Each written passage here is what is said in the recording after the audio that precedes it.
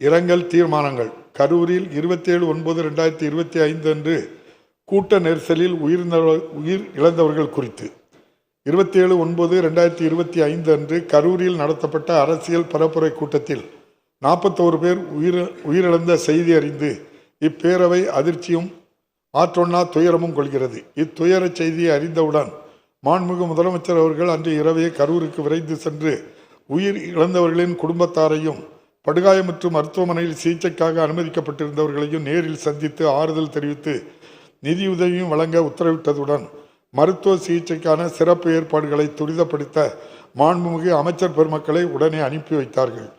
காயமுற்று சிகிச்சை பெற்று வருபவர்கள் விரைவில் நலமடைய வேண்டும் என்று விளைவை இப்பேரவை தெரிவித்துக் கொள்கிறது.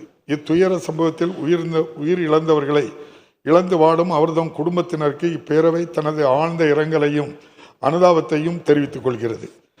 இந்த இரங்கல் தீர்மானத்தை நிறைவேற்றும் முகத்தானும் இத்துயர சம்பவத்தில் உயிரிழந்தவர்களுக்கு அஞ்சலி செலுத்தும் வகையிலும் மாண்புமிகு உறுப்பினர்கள் அனைவரும் எழுந்து நின்று 2 மணித்துளிகள் அமைதி காக்குமாறு கேட்டுக்கொள்கிறேன்.